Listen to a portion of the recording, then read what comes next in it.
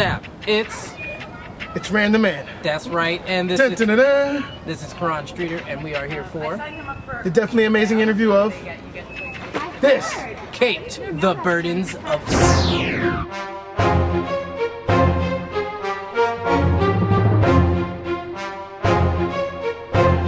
Everybody, I hope that you are alright, because if you are not alright, he is surely the guy that can find someone to save you, because he has come up with the greatest characters I have ever read in the history of comic book characters.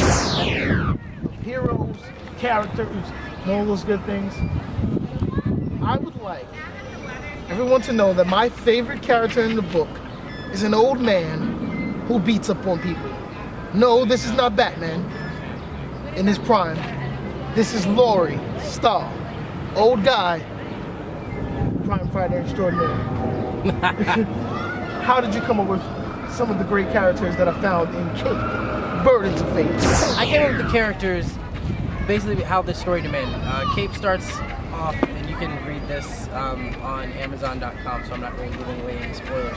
Definitely check out the writing sample if you're interested in purchasing the book first, if you're on the edge or anything like that. Starts off with Laurie falling from the top of a building. The main character, Edward Otep, is waiting outside of this building, and you know, so if someone's gonna fall from the top of a building, they're gonna kind of need to survive it, and that would require super strength, and that's how I came up with Laurie having super strength. And you know, coming up with all the other characters that show up in the book, all the other variety of powers that manifest, is basically just what would be interesting for the moment and what the story demanded. So there are other people with super strength, there are people that can change form, there are people that can teleport, there are people that shoot fire, you know. There's someone that has the power that a lot of people wish they had when they're around me, and that's the power to take away all the sound in the room. Yes. Screw you guys. If you've ever wanted someone to just shut up or just wanted peace Goodbye and quiet, sound. Especially living in New York when there's just a lot of nonsense going on around. That's kind of how I came up with that one. That's a pretty cool power. I actually like that power. I don't like the fact that it was used in the way that it was used to shut down someone's younger sibling, but we're not gonna talk about it. Let's get into the nitty gritty. We got the characters, but characters need a story. Yes. So, what did it take to create the overall story, the beginning and somewhat, I'm guessing, the end? Well, I don't know yet. Yeah, he hasn't finished the book. Haven't finished the book. It's okay. It's a work in progress. I got like 8 books I'm reading, people. I read, hence the last name. But yeah, how did you come up with this great story? How did I come up with the story of Kate? It was an evolving story. The main thing I wanted to do was have a compelling villain, because all good stories have a compelling villain. And so I needed to, I did a little bit of research to the great villains in comic books and literature. And I feel like the best villains are people who attempt to do something good.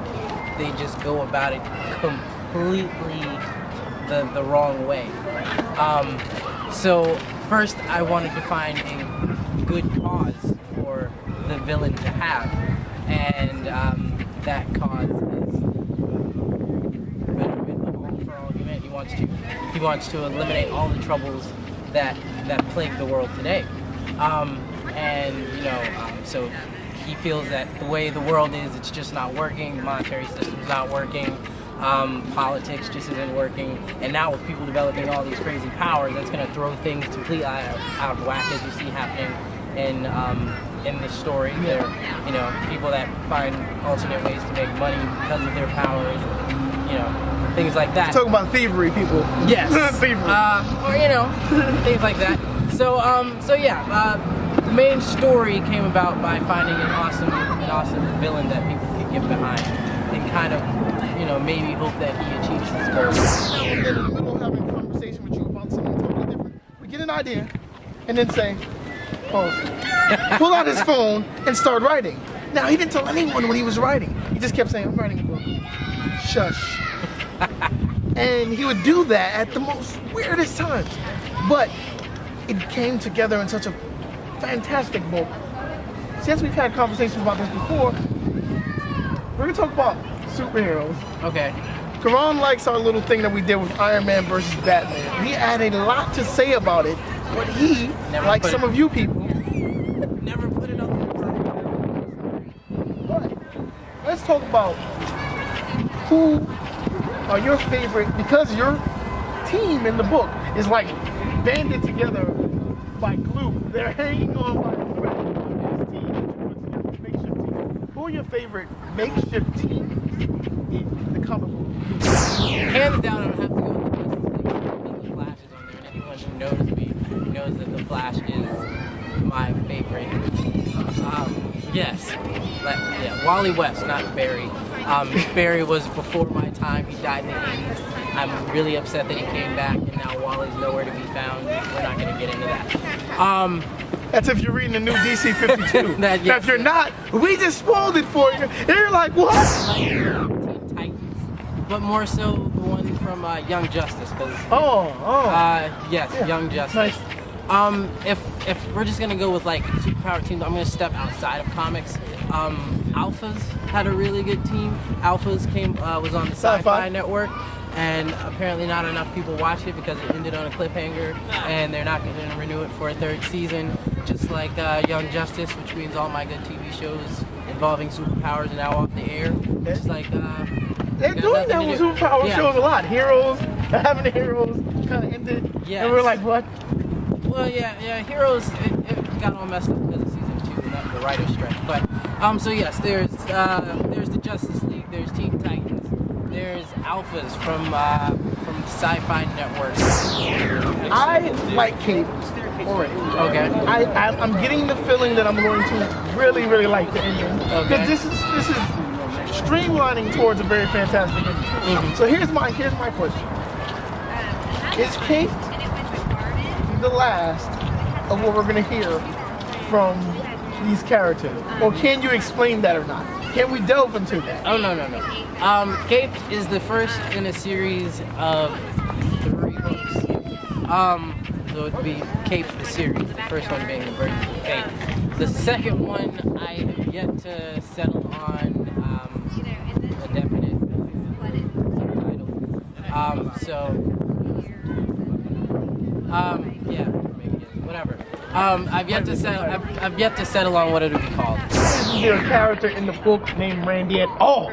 Randy? There's no Randy. There were a lot of characters that got cut or just did not make it. So you cut there was one named Sebastian. There was one. You should have kept that. I love Sebastian. I know, Sebastian Shaw. Sebastian is such a cool name.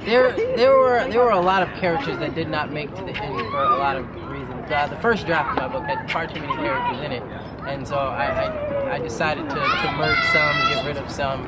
It was just too cluttered.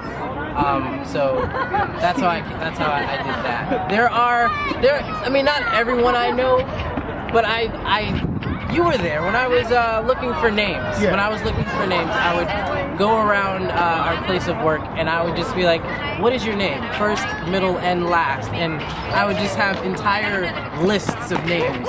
And I would just be mismatching, trying to figure out. Now, for all you people that thought he was being weird, it was like, what in the world is this? That's not how anybody introduces themselves. Hi, my name is Kerron Streater. What is your name? First, middle, and last. He wasn't being weird. I would also ask people where they were from, and a lot of there were like people from Seattle. If I found anyone from Seattle, I would ask them some cool places to eat because they go to Seattle in this book. Or I don't know. I did that a lot. I would ask, hey, are you from? Oh, you're from Seattle. Cool. I have a question for you. What's a good place to eat at 4 o'clock in the morning? That's open 24/7. And they thought he was really going to be doing it. No, it's characters. So yeah, it's I made a lot of lists of names, and I went through my Facebook friends a lot, and I asked a lot of strangers randomly. So some pop culture, because I love pop culture. Pop culture. We know this is somewhat building to be the year of the superhero again as far as films. Yes. And we had that almost 2 years ago, almost a year ago to today, was another year for the superheroes. Yes. Then we had the great Avengers movie that came out. So, besides the Avengers, we're talking about the current slate of movies that are coming out. What is one of the movies that you're most looking forward to seeing, and why? As far as the comic book slate of movies that are coming out. The superhero movie that I am most excited to see. Superman. Superman? Yes, I want to see Superman done right. Please, just give it to me once. Give it to me one give time. it to me once. I'm one of Heard those. Richard Pryor's gonna be in this one. Oh god. I'm joking. My knees are weak. All right. So I'm actually, I guess I feel like I'm one of the few that didn't mind Superman Returns. The whole Superman had a kid point was kind of laugh, but other than that, I actually liked it. I don't care what anyone says. But I do want more fighting, and that Zod is a wonderful. My cameraman didn't like that plot, by the way. Superman having a kid. No, I didn't like that either. That's the one part of the thing I didn't like. So yeah, I'm looking forward to Superman. I'm also looking forward to X-Men: Days of Future Past. That should be. I am looking forward to the Wolverine because the trailer recently came out and it looks far better than that trash they had before. Yeah. So yeah, those are the ones that the superhero movies that I'm looking for. I want you to give me your reason right now on camera why the Flash can beat Superman. Because he believes the Flash can beat Superman. It's not even a question of if the Flash can beat Superman. The You gotta Flash hear this. can beat You gotta hear this Superman. crap. Okay, Here's the crap. what type are we talking about? In a foot race or are we talking about in a fist fight? We're talking about in the fight. A fight to the death. A fight to the death. Fight And he to the gave death. me this reason the other day. Okay, well, okay.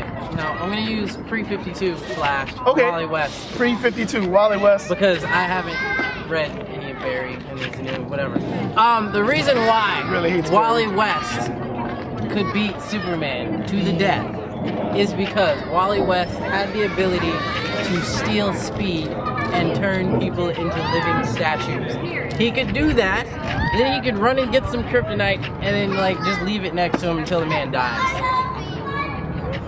There you go. Is anybody gonna? I want people when I Go put for this it. video He did up. this to Impulse. After he killed Bart Allen, when Bart Allen slowly, not slowly, but shortly took over for the Flash. When he came back, he turned Impulse into a living statue. It took him 100 years to blink. He could do this with Superman, and then he could do worse. Just saying, it's not really. What people don't understand about the Flash That's comic book knowledge, what people don't understand about the Wally West Flash is he was one of the most overpowered superheroes in comics, because so many people were like, all he could do is run, and it's like, no, Flash fan. he could do so much, so they kept just making him do more awesome things. It just didn't make sense. He ran from one side of the universe to the other faster than instantaneously.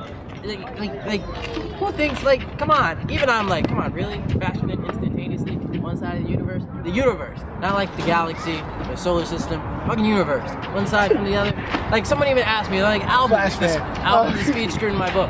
It was Alvin, is he faster than the Flash? That's who we're gonna talk about next. Oh, we are.